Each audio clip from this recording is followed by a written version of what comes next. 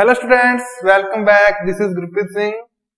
हम डिस्कस कर रहे थे इससे पहले हमारे इंडिया के हिस्ट्री के गोल्डन पीरियड पर, और ये थे मौर्य, गुप्ता एंड हर्षवर्धन।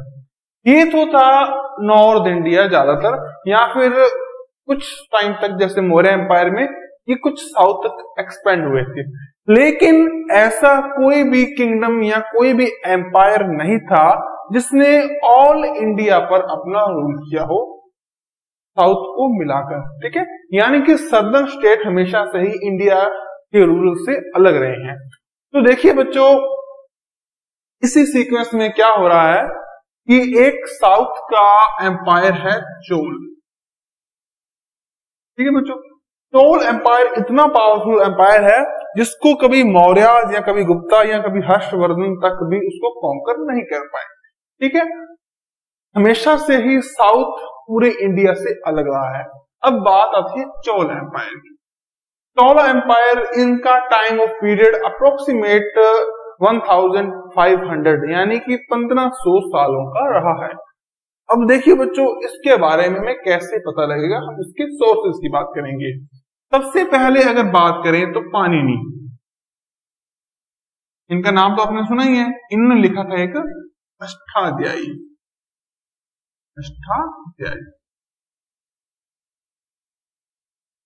ओके बच्चों, इन्होंने अष्टाध्यायी लिखा, और इसके अलावा एक ऐसा मिथोलॉजिकल एपिक, एक ऐसा पौराणिक ग्रंथ जिसके बारे में हर किसी बच्चे ने, हर किसी ने सुना होगा, उसमें भी इसे मेंशन किया गया है। तो वो कौन सा है? वो है महाभारत।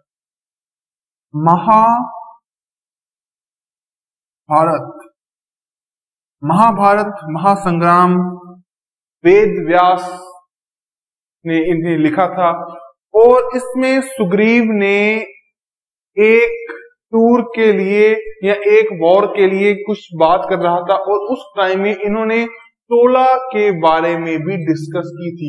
यानी कि हम कह सकते हैं कि चोला डायनेस्टी इतनी पुरानी है इसको महाभारत में भी मेंशन किया गया है। अब हम बात करेंगे चोला एम्पायर के पीरियड को। इससे हम मेनली 4 पार्ट्स में डिवाइड कर सकते हैं, या ऐसे 4 टाइम्स ऐसे जब हमें चोला एम्पायर के बारे में जानने को मिलेगा। ठीक है, इसमें फर्स्ट फेज था जो वो था हमारे ईसा से भी 300 साल पहले, यानी कि 3 century earlier from Christian era. ठीक है, तो 3 सेंचुरी बीसी से लेकर 2nd सेंचुरी एडी, इस टाइम में चोलाज आए थे। लेकिन उस टाइम में चोलाज कैसे थे, क्या रहते थे, उसके बारे में हमें बहुत ज्यादा कुछ नहीं पता है। तो उसके बाद आया इनका सेकंड फेज यानी कि 2nd सेंचुरी एडी की बात कर रहे हैं, टू 8th सेंचुरी एडी। देखिए बच्चों, इस सेंचुरी में क्या कुछ हुआ क्या नहीं हुआ, हमें इसके बारे में कुछ नहीं पता। शायद उस टाइम में चोला एम्पायर कोलैप्स हो गया हो, या फिर वो किसी छोटे से एम्पायर में सिकुड़ कर रह गए हो, कुछ भी हो सकता है। उस टाइम में क्या हुआ हमें उसके बारे में ज्यादा नहीं पता। वो कहलाता है संगम पीरियड।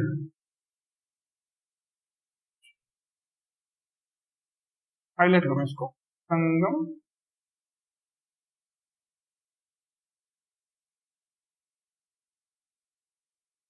ओके बच्चों, अब इसके बाद सबसे इंपॉर्टेंट टाइम आने वाला है। ये था इनका 3rd फेज, एंड विजय लाया 1st, 2nd और 3rd। ये था 483 एडीसी। इसमें से आए विजय आया। ठीक है बच्चों, वैसे तो इनकी कैपिटल बहुत सारी रही थी टाइम पर, कभी मदुरई होगी, कभी गंजाईकोंडा होगी, कभी तंजावुर होगी। ठीक है ना, अलग अलग कैपिटल रही है। लेकिन हमें अगर एग्जाम में आ जाए तो उसकी तंजावुर कैपिटल लिखनी है, क्योंकि कैपिटल सबसे ज्यादा वैलिड वही होती है जो लास्ट में है। जैसे कि इंडिया की कैपिटल कभी कोलकाता भी थी, कभी शिमला भी थी, उनकी समर कैपिटल है ना, और दिल्ली भी आ गई थी 1911 में, ठीक है ना। 1911 में इंडिया की कैपिटल दिल्ली बन गई थी। लेकिन हम ऐसे कभी नहीं कहते कि इस लॉन्ग टाइम में इसकी कैपिटल चाहे तो मगध थी चाहे कोलकाता थी, जो भी थी, लेकिन लास्ट कैपिटल थी है इसकी दिल्ली, इसलिए हम कैपिटल मानेंगे दिल्ली को। इसी तरह से जो चोल एम्पायर था उसकी कैपिटल तंजावुर हम मानेंगे, ठीक है बच्चों। अब ये विजयराय था, इसके टाइम में बहुत ज्यादा डेवलपमेंट हुई थी। अब अगर इनकी बात करें तो इनका एम्पायर कहां तक एक्सपेंड था, तो देखिए इनका जो मेन एम्पायर था वो था कावेरी रिवर वैली, ठीक है। इसके अलावा त्रिचिरापल्ली यहां तक। लेकिन इनकी टेरिटरी ने इतना एक्सपेंड किया, इतने ये ब्रिलियंट थे कि इनकी टेरिटरी वेस्ट बंगाल तक आ गई थी, और उसके अलावा श्रीलंका, जावा, सुमात्रा, थाईलैंड, मलेशिया, यहां तक भी इन्होंने अपनी टेरिटरी को एक्सपेंड कर लिया था। और तो और चाइना के साथ इनके डिप्लोमेटिक रिलेशन थे। देखिए चाइना के साथ आज तो कैसे भी रिलेशन हो हमारे, लेकिन उस टाइम में हमारे डिप्लोमेटिक मिशन वहां भेज दिए जा चुके थे। ऐसे हमारे पास पक्के एविडेंस है, यानी कि सीधा साधे से बात करें तो उनके पास अच्छी नेवी थी, अच्छी बोट्स थी, जिसके जरिए उन्होंने दूर दूर तक अपना एम्पायर को एक्सपेंड किया। अगली बात बच्चों, इनका एम्बलम, एम्बलम यानी कि उनका राज चिन्ह वो था टाइगर, ठीक है ना बच्चों। टाइगर जो कि क्रेजियस का, जो ब्रेवरी का एक साइन है। अब उस टाइम के अगर इनकी फर्स्ट किंग की बात करें तो वो थे पुरवाईघर, और इन्होंने कैपिटल बनाई थी पुरवाईपुर।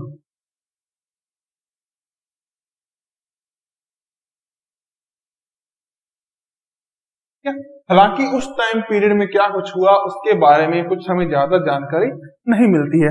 इसके बाद इनका टाइम निकलता गया, और इसके बाद अगर हम बात करें कि पल्लव डायनेस्टी और पांड्या डायनेस्टी, दो डायनेस्टी थी जिनके साथ हमेशा इनका कॉन्फ्लिक्ट चलता रहता था, पल्लव एंड पांड्या,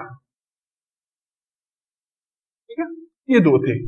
देखिए ऐसा नहीं था कि हमेशा ही चोला एम्पायर रहा था, लेकिन पल्लव और पांड्या इनके साथ कॉन्फ्लिक्ट चला था। कभी कभी इनकी टेरिटरी बढ़ जाती, कभी कम हो जाती, एग्जिस्ट थे तीनों ही, ठीक है ना। लेकिन कभी एक आ जाता, कभी दूसरा आ जाता, इस तरह से इनका सीक्वेंस चल रहा था। और इसके बाद जो लास्ट फेस आया था 170 AD से लेकर 13th सेंचुरी तक, उस टाइम में भी जो चोला एम्पायर था उसने बहुत ज्यादा खुद को एक्सपेंड किया, ठीक है ना। अब सीधा साधा कहें तो पांड्या आए पहले, ठीक है, मेनली जो थे पांड्या, फिर आई चोला एम्पायर, फिर पांड्या, ठीक है। और इसके बाद क्या हुआ कि महमूद खिलजी, इसका एक जनरल था, उस जनरल का नाम था मलिक गफूर, ठीक है, याद रखिएगा इसको। मलिक गफूर ने इन जो पंड्या थे इनको हराकर, इनको डिफीट करके खुद को चोला एम्पायर की जगह पर या पंड्या एम्पायर की जगह पर एस्टेब्लिश कर लिया था। और उसके बाद हमें कुछ इसके ज्यादा एविडेंसेस नहीं मिलते हैं। और इसके बाद में आया विजयनगर एम्पायर। विजयनगर एम्पायर के बारे में हम आगे के लेक्चर्स में बात करेंगे। और इस तरह से जो ये डायनेस्टी थी ये कोलैप्स कर गई थी। अब देखिए इसके बाद आए थे आदित्य फर्स्ट। आदित्य फर्स्ट ने भी अपनी खास पॉलिसीज के से जो स्टेट था उसकी बाउंड्रीज काफी एक्सपेंड किया, ठीक है ना। बहुत ही अच्छा इनका रूल रहा था। अब इसके बाद बच्चों क्या हो रहा है कि पंड्या राजा था जो परनाथ का, सॉरी एक परनाथ का फर्स्ट थे। परनाथ का फर्स्ट ने पांड्या राजा, पांड्या किंग को डिफीट किया था और उनका नाम था राज सिम्हा सेकंड, जिनको डिफीट किया था।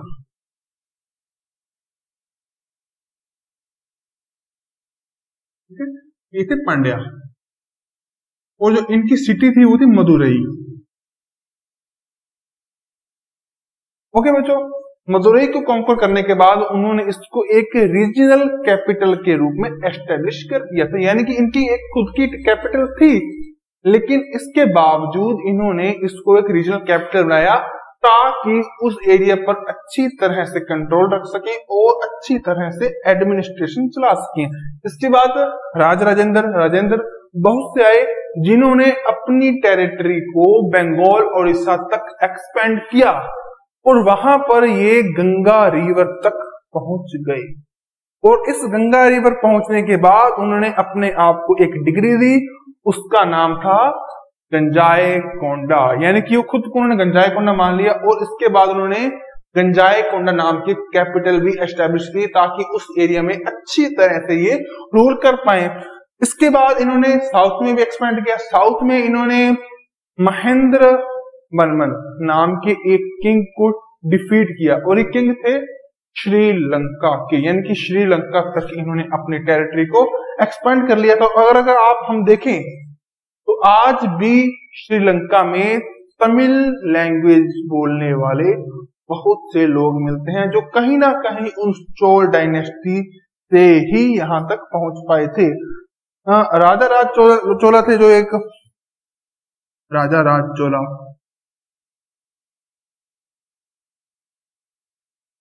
इन्होंने 1005 से लेकर 1010 तक एक टेम्पल बनाया राजराजेश्वर, और वो टेम्पल इतना आर्किटेक्चरल रूप से, स्पिरिचुअल रूप से इतना पॉपुलर है कि आज भी वो वहां पर मौजूद है। और यूएनओ की एक रेगुलेटरी बॉडी यूनेस्को ने उसे वर्ल्ड हेरिटेज साइट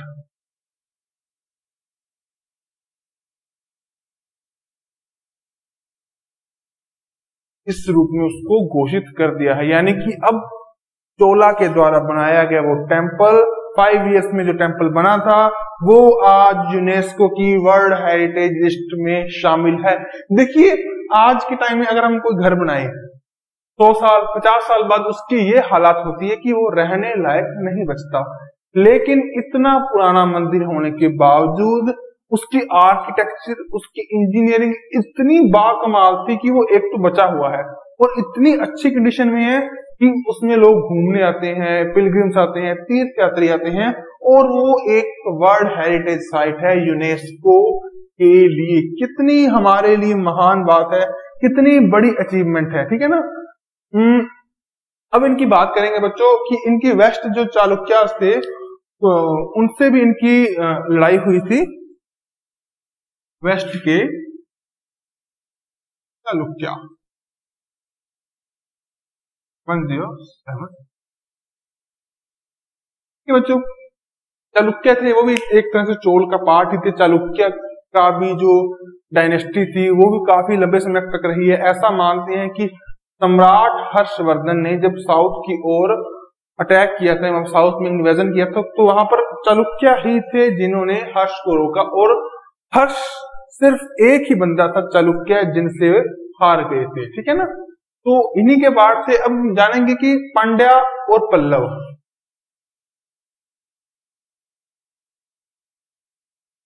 इनसे तो चोल की हमेशा खटपट रहती थी। देखिए ऐसा नहीं था कि ये दोनों एक तरफ थे, चोल एक तरफ थे। कभी क्या था, पांड्या और चोल मिलकर इसको खत्म कर देते पल्लव, कभी पल्लव और चोल मिलकर इसको, यानी कि इनकी तिगड़मबाजी चलती रहती थी, ठीक है ना। और उसके बाद एक कहानी में ट्विस्ट आया, वेस्ट चालुक्य 1070 में चालुक्य पर चोल ने अटैक किया और उनको कॉन्कर कर लिया। कॉन्कर करने के बाद एक राजा थे कुलंथोगस चोला, ठीक है ना, उनको हरा दिया, और इसके साथ ही इनकी 4th स्टेज शुरू हो गई।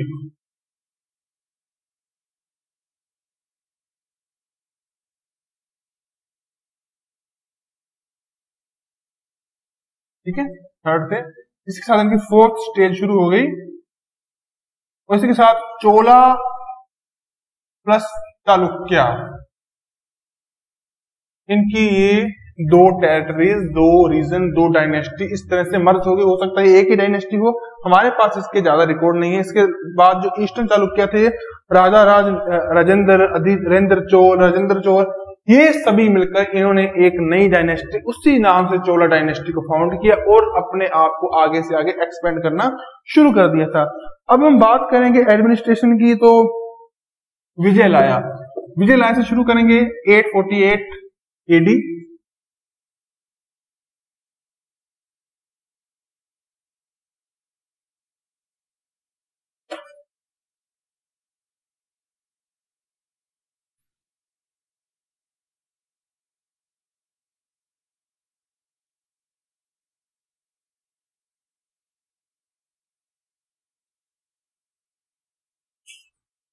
विजयलाया आए,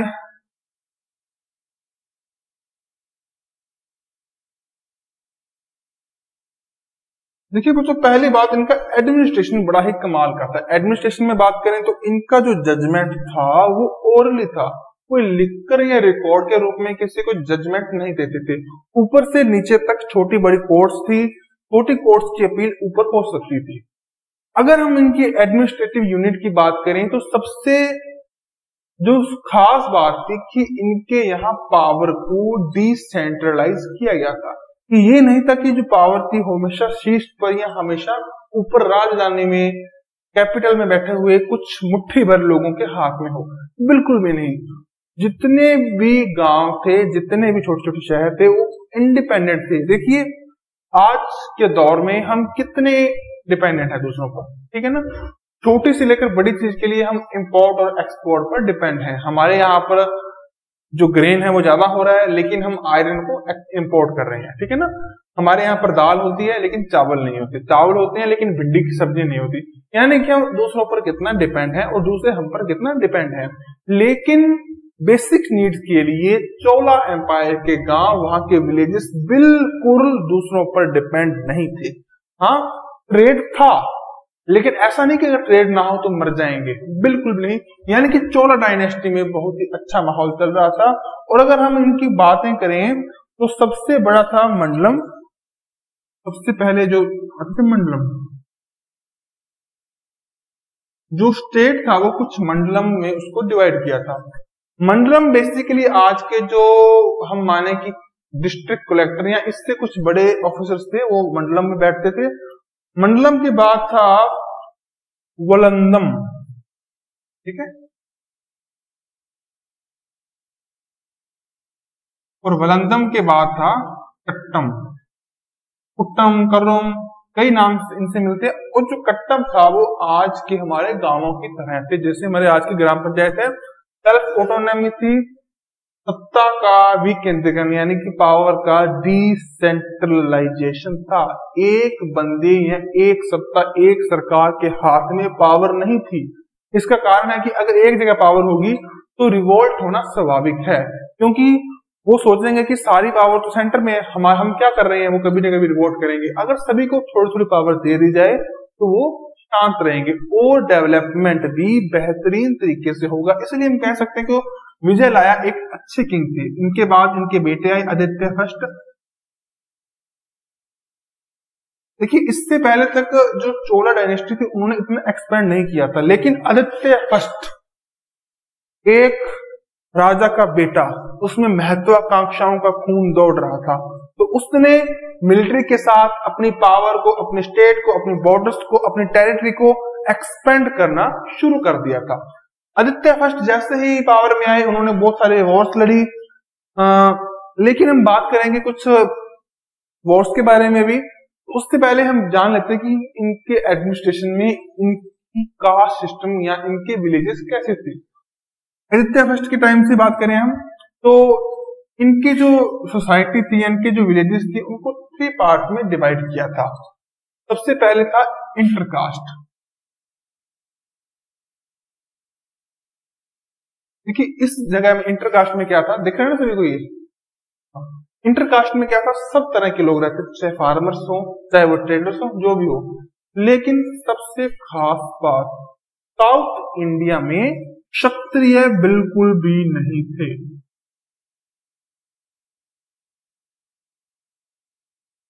जैसा कि हम कहते हैं कि जो नॉर्थ इंडिया के जो ज्यादातर रूलर्स थे वो क्षत्रिय थे, लेकिन साउथ इंडिया में क्षत्रिय नहीं थे, ब्राह्मण थे या कुछ और कास्ट थी, लेकिन क्षत्रिय बिल्कुल भी नहीं थे।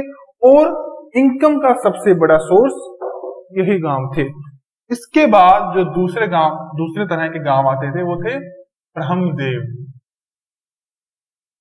अब देखो नाम से पता लग रहा है ब्रह्मदेव यानी ब्राह्मण। तो जो गांव रिलीजियस पर्पस से या टीचिंग पर्पस से ब्राह्मणों को दिए थे ताकि उन गांवों की से जो रेवेन्यू कलेक्ट हो उससे किसी अच्छे कामों में या टीचिंग्स में लगाया जा सके। देखिए पढ़ाई के लिए ये लोग बहुत अवेयर थे कि टीचर्स को हमेशा मोटिवेट करना, ठीक है ना, टीचर्स को के लिए जो रिसोर्सेज है उनके लिए पैसा, उसके लिए इंतजाम करना, वो सिर्फ स्टेट पर डिपेंड ना रहे, उनके द्वारा दी जाने वाली कुछ मदद पर डिपेंड ना रहे, उनके लिए खुद भी कुछ रेवेन्यू के सोर्स हो। इसके लिए कुछ गांवों को ब्राह्मण्स को दे रखा था और ब्राह्मण्स का बेसिक काम था लोगों को टीचिंग देना, ठीक है। तो ये थे ब्राह्मण्स।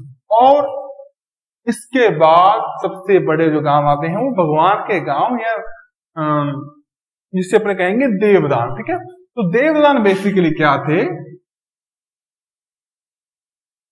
जो भगवान के लिए रिजर्व गांव थे, यानी कि कुछ ऐसे गांव जिनसे जो भी हमें कुछ मिलेगा, जो भी उससे रेवेन्यू होगा, वो पूरा का पूरा काम देव के काम यानी कि भगवान की यानी मंदिरों को बनाने के लिए लगाया जाता था। और इस पर खास बात ये थी कि ये टैक्स फ्री विलेजेस थे, यानी कि इन पर कोई भी टैक्स स्टेट नहीं लेता था, ठीक है ना। देखिए उस टाइम के जो मंदिर थे, टेम्पल थे, उनकी आर्कियोलॉजी आज भी हम देखते हैं कितने ही वहां पर मंदिर थे, उसके बारे में हम हमेशा ही जिक्र करते रहते हैं। अब हम इसके बाद में बात करेंगे इनकी जो बैटल थी, बैटलशिप्स थी इनके पास, नेवी थी इनके पास, इसके अलावा इन्फेंट्री थी, पैदल सैनिक बहुत बड़े, ठीक है ना, बहुत लार्ज स्केल पर थे। इसके अलावा कैवलरी थी, घुड़सवार थे, रथ थे, ऐसी कोई चीज नहीं थी जो इनके पास नहीं। तो इसी के लिए तो इन्होंने कंबोडिया, जावा, मलेशिया, थाईलैंड, अंडमान इन जैसे देशों पर अपने विजय का पताका लहरा दिया था। अगर इनके पास इतनी अच्छी नेवी थी, इसीलिए तो इन्होंने अपने डिप्लोमेटिक मिशन चाइना और अदर ईस्टर्न स्टेट में भेज दी थी। यानी कि हम कह सकते हैं कि अगर इनकी पावर की बात की जाए तो इनकी पावर बहुत ही धांसू थी। इसके अलावा अगर हम बात करें चौला की, एक और चौला, तो एक कांचीपुरम आपने नाम सुना होगा, कांचीपुरम, हाँ, बड़ा ही अच्छा गांव है, अच्छी साड़ियों के लिए बहुत ही प्रसिद्ध है, ठीक है ना। महंगी साड़ियां होती हैं उनकी, अपने नहीं ले सकते, मैं नहीं ले सकता, ठीक है ना, हालांकि ले सकते, सस्ती हैं भी, इतनी जबरदस्त साड़ियां वहां पर मिलती हैं, इतनी अच्छी कपड़े जिनके शौकीन दूर दूर के लोग आज भी हैं। तो कांचीपुरम और उस एरिया में थी वेविंग इंडस्ट्री, यानी कि कपड़े वाली इंडस्ट्री, ठीक है। और इस पर लगता था अच्छा सा टैक्स, ठीक है ना, और टैक्स से मिलता था रेवेन्यू, यानी कि इनके रेवेन्यू के सोर्सेज बहुत अच्छे थे, इसीलिए तो उन्होंने इतने मंदिर बनाए। देखिए अगर सबसे ज्यादा इंडिया में या मंदिर है तो वो है साउथ में। साउथ के मंदिर इतने पुराने हैं, चाहे वो कोई भी हो, और आज तक टिके हुए हैं, और इतने सुंदर मंदिर हैं, ठीक है ना। कभी जाकर देख के आओ, यूनेस्को की वर्ल्ड हेरिटेज साइट में उनका नाम आ रखा है। तो इस तरह के मंदिर थे। इसके अलावा जो मेटल इंडस्ट्री थी वो भी थी। इसके बाद क्या था, राजेंद्र नाम से एक एम्परर हुए और उन एम्परर ने इरिगेशन के लिए भी बहुत सारा काम किया था। उसके अलावा कुछ हॉस्पिटल्स बनाए थे, इसकी चर्चा हम करेंगे अभी थोड़े टाइम बाद, जब हम सभी के बायोग्राफी को कवर करेंगे। फार्मर्स के लिए काफी मजे का टाइम था। और इसके बाद हम बात करेंगे जो तंजावुर से गंजाई कोंडा, ठीक है ना, इस जगह पर कैपिटल को किस तरह से ट्रांसफर किया। तो उर्वायपुर से हम शुरुआत करेंगे। इनकी जो डायनेस्टी थी, इनकी बायोग्राफी, इनके जो बंदे थे जितने भी,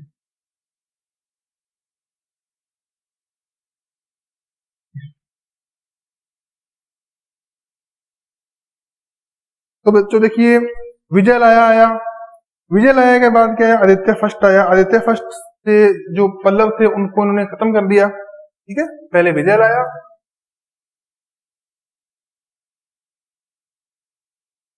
आदित्य फर्स्ट आया।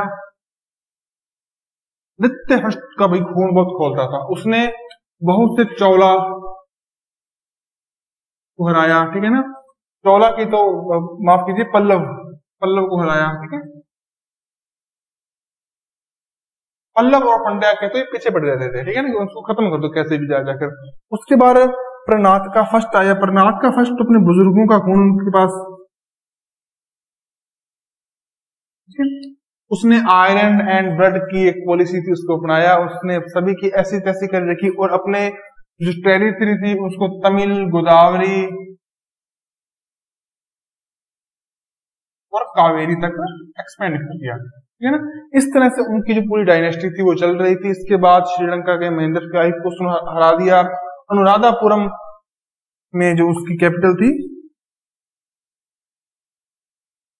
उसको रीजनल कैपिटल के रूप में भी उन्होंने बना दिया था। अनुराधापुरम के बाद में उन्होंने कुछ और जगह थी, जैसे चेर के एक राजा थे भास्कर वर्मन, ठीक है, उनको भी हरा दिया था। और श्रीलंका के राजा थे महेंद्र। महेंद्र को इन्होंने प्रिजनर वॉर भी बना लिया था, खैर बाद में उसको छोड़ भी दिया था, यानी कि इनकी काफी दूर तक चर्चा हो चुकी थी, ठीक है ना। और जो उनके जीते हुए शहर थे उनको उन्होंने मनमुंडी चोलंडयम के नाम से उसका नाम रख दिया। काफी ऐसे ना टेढ़े बिंगे से नाम है ना, तो आप इनको थोड़ा सा पढ़ लेना तो आपको याद हो जाएगा, इतनी कोई लंबी चौड़ी बात नहीं है। और इसके बाद अगर हम बात करेंगे तो पोलारुवा थी, उसको इन्होंने अपनी कैपिटल बना दिया था। राजेंद्र फर्स्ट आए जिन्होंने, राजेंद्र फर्स्ट ने तो भाई साहब तबाही मचा दी।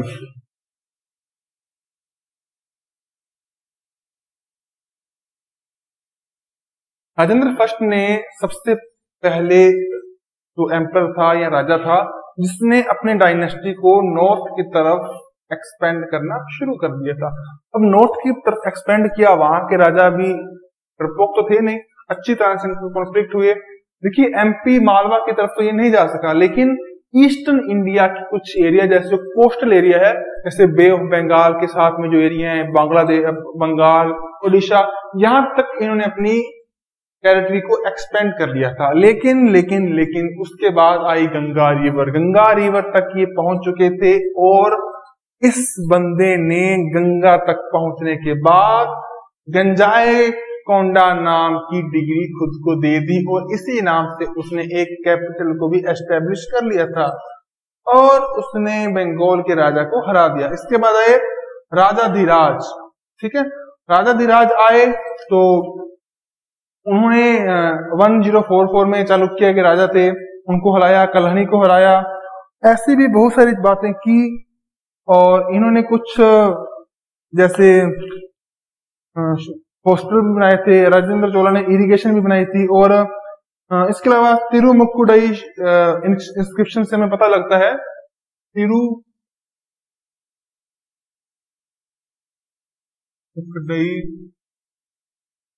इंस्क्रिप्शन, इससे पता लगता है कि उस टाइम तक इन्होंने एक वीर चोला नाम के इनके एक रूलर थे, एक शासक थे, राजा थे, उन्होंने एक हॉस्पिटल को भी बनाया। यानी कि पब्लिक वेलफेयर की जो भावनाएं थी वो इनमें कूट कूट कर भरी थी। काफी अच्छा इनका हिस्ट्री थी। हालांकि इनके बाद पंड्या, चोला, पल्लव, इन सब में कॉन्फ्लिक्ट चलते रहते थे। इन्होंने वेस्ट चालुक्य एम्पायर को हरा दिया था और उसके बाद खुद को वहां पर एस्टेब्लिश किया। इनकी एक मेन कैपिटल के अलावा दो कैपिटल जैसे मदुरई हो गई, ठीक है ना, ये सारी भी थी, वो रीजनल कैपिटल थी ताकि जो इनका ट्रेड है, जो इनकी एडमिनिस्ट्रेशन है, जो इनका रूल है वो बेहतरीन तरीके से चलाया जा सके। इनकी पावर डिसेंट्रलाइज थी, जो जान थी पूरे सिस्टम की वो इनके गांवों में थी। गांव इनके इंडिपेंडेंट थे, ज्यादा उनको बाहर जरूरत नहीं थी। आत्मनिर्भर गांव, है ना, जैसे मोदी जी ने भी शुरू किया है आत्मनिर्भर भारत, उसी तरह से इनके आत्मनिर्भर गांव थे, ठीक है ना। और इरिगेशन सिस्टम तो बेहतरीन था ही इनका। कावेरी रिवर बेसिन का पानी आज भी उस एरिया में इरिगेशन के लिए इस्तेमाल करते हैं, जो उस टाइम में करते थे। इतनी पुरानी डायनेस्टी जिसके बारे में महाभारत में भी हमें मिलता है, इसके बारे में हमें अष्टाध्यायी के के जो एपिक्स हैं उसके में भी मिलता है, और बहुत सारे एपिक्स हैं जिनमें इन सभी के बारे में लिखता है। इसके अलावा उनके जो कॉइन्स थे वो भी मिले हैं कुछ जगह पर, ठीक है, आर्कियोलॉजिकल सर्वे में, और भी बहुत। लेकिन एक बात है कि इनकी हिस्ट्री हम बहुत ही कम पढ़ते हैं, ले देकर हमारी बुक में भी इसका एक चैप्टर है, वो भी पूरा नहीं है, थोड़ा सा पार्ट है। तो हमें चाहिए कि हम जो भी स्टूडेंट इसको बारे में पढ़ना चाहें तो उस पर थोड़ी सी रिसर्च करें, इंटरनेट है उससे भी पढ़ सकते हैं। इसके अलावा कुछ बुक्स भी आती है मार्केट में, अगर कोई स्टूडेंट चाहे कि मैं उन्हें पढ़ूं तो पढ़ सकता है। तो अच्छा ठीक है, आप इनको अच्छी तरह से पढ़ लेना बच्चों, बुक्स से पढ़ना आपको, ठीक है ना। जो चीज समझ में ना आए तो वीडियो को दोबारा देखिए, ठीक है, उस पर रिसर्च कीजिए, आपको अच्छी तरह से समझ आ जाएगा। ठीक है बच्चों, अगले चैप्टर में हम बात करेंगे विजयनगर में जो था उसके बारे में, ठीक है, संगम टाइम के बाद के बारे में बात करेंगे, और बात करेंगे एक राजा कृष्ण देव राय जिनके एक खास स्कॉलर थे, हिस्टोरियन थे, तेनाली रामा। तेनाली रामा की कहानी हर बच्चे ने सुनी है, तो उसके बारे में हम अगले चैप्टर में बात करेंगे। तब तक आप इस वीडियो को अच्छी तरह से देखिए, बुक्स को पढ़िए और अपने नोट्स को देखिए, ठीक है। Thank you.